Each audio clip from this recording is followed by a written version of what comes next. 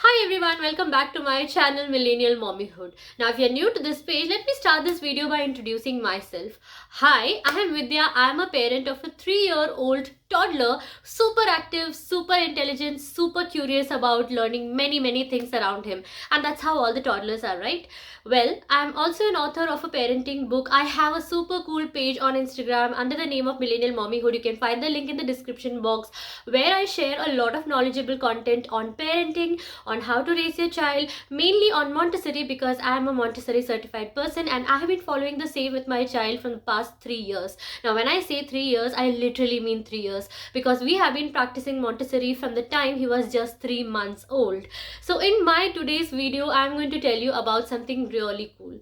So, recently I shared a video on Instagram where I was showing how easily Dhruv was able to point all the countries, not all the countries, like some 15 countries in that one particular story.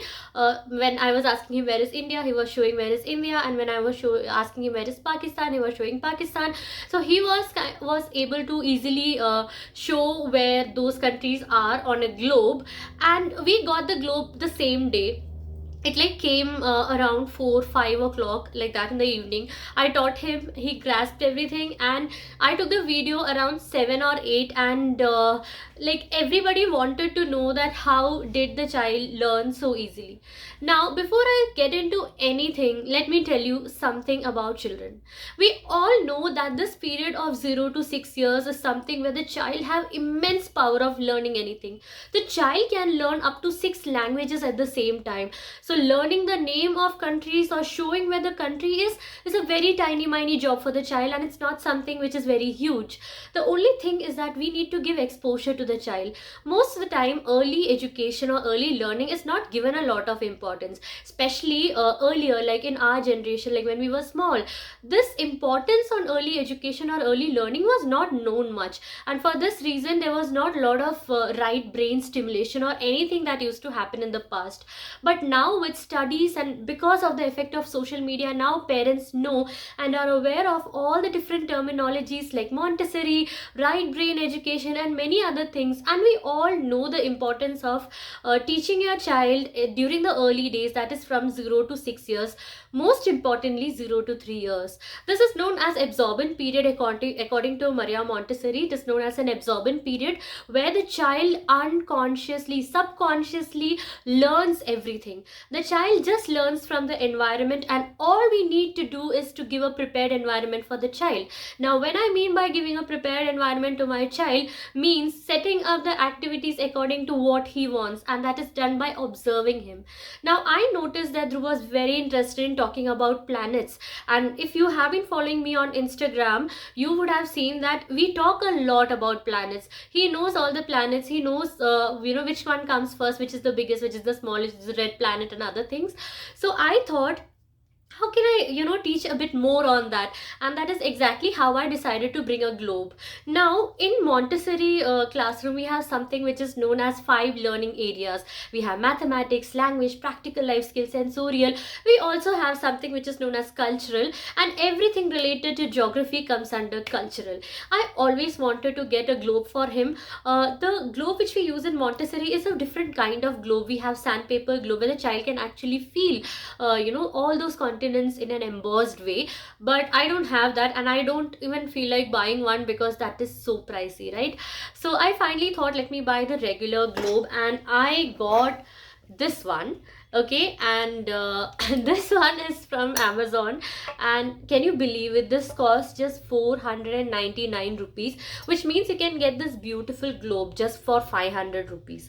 Now I was very particular about buying a globe. I wanted a globe which have like which do not have very cartoonish kind of printing. You would have seen many of them do have a very cartoonish kind of printing. I never wanted that. I want like the real globe with all the landmarks and sea route and everything given, the tides and the currents and everything mentioned properly. And also I wanted a chrome base and a chrome this kind of frame for the globe, because I didn't wanted to buy anything which was plasticky. there were options where you can get the black plastic and the other things and all, but I wanted the one which looks exactly similar to, you know, how we use in all scientists and all be using. I want the like the real one. And finally, after looking for a lot, I settled for this one, which is pretty good.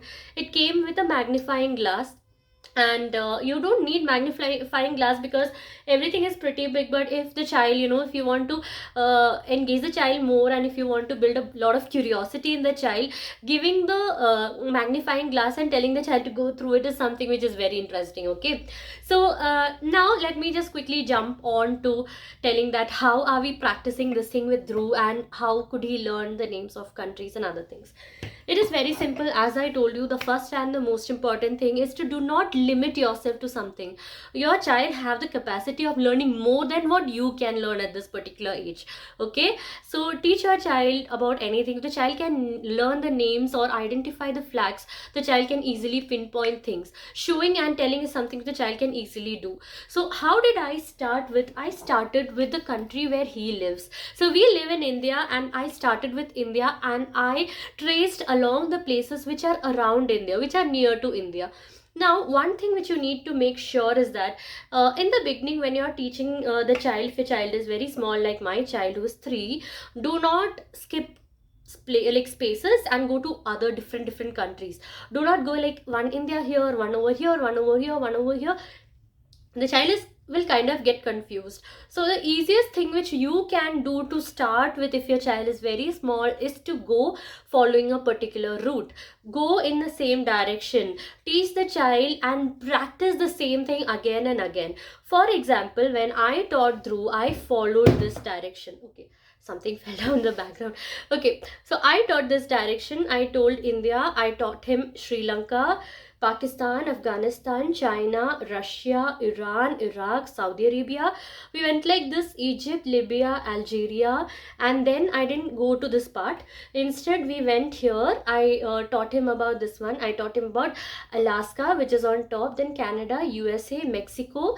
Then I didn't go for the smaller ones. Now, remember, whenever you're starting, don't go for the tiny, miny ones. Okay, go for the bigger ones. It's easy for the child to spot.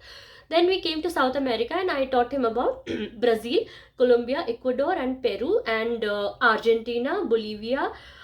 Yeah, that's it. So over here I completed this much, and then I came down and I showed him about Australia. That's it. These are the only things which we covered for now, and I follow the same route every time, same way every time. So whenever I'm practicing, we go from India, Sri Lanka. You know, you can skip a bit. I mean, you can go up and down a bit, like in the, instead of saying India and Sri Lanka, you can go like India and Pakistan, then Afghanistan, Sri Lanka, China. But do not go like India, USA, Pakistan, Mexico, and you know, it's like very confusing for the child. So now you'll feel that it's a kind of rote learning for the child. For a way, the child actually understands the placement of the country. That's the most important thing.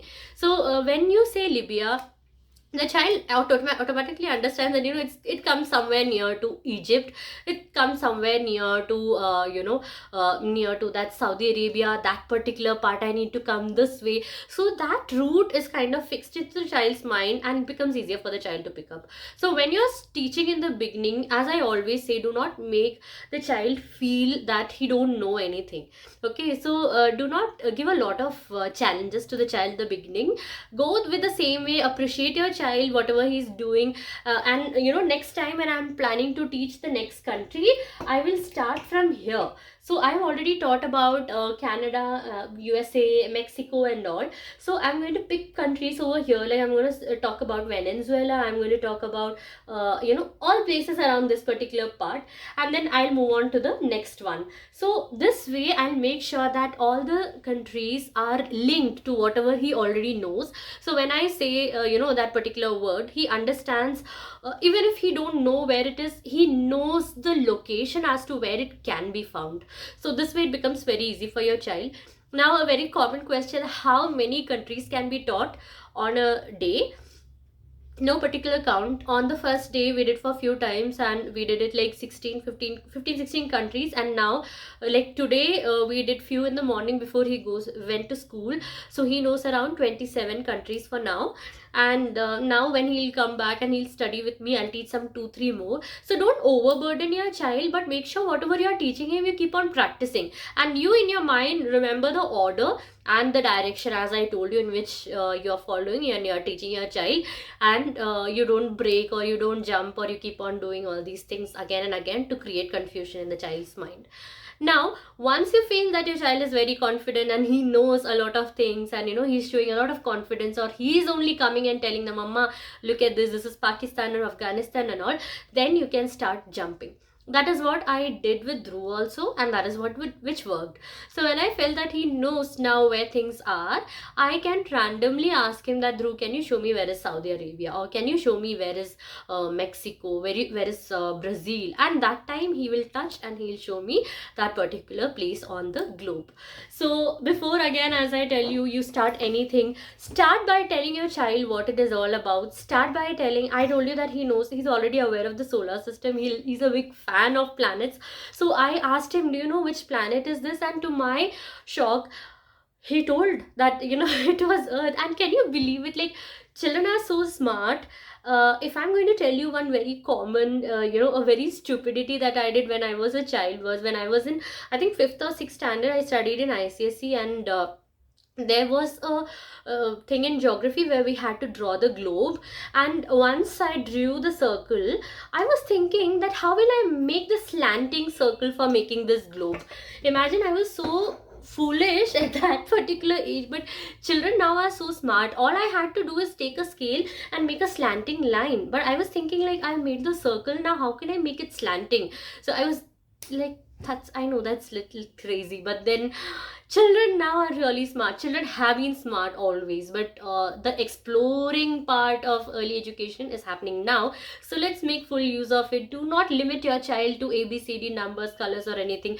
The child can learn much more than that. Do not pressurize your child. Do not do it just because someone else is doing, but find what interests your child. If your child is not interested in geography or something, if your child is interested in learning about plants, teach about different kinds of plants, show them about different kinds of fruits, leaves, and other things, and this kind of thing, like, if you buy a globe, it gives a more realistic point of view to the child, that earth is round and this is how it goes. So I will always prefer a globe compared to a flat physical map.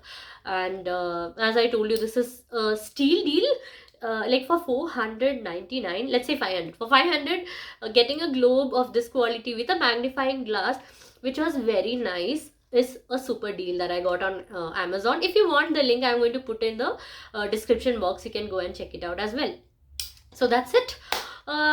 It's a long video. Yeah, it's a 14-minute video. I hope that you all understood now how to teach all these countries and pinpoint these countries on the globe to your child.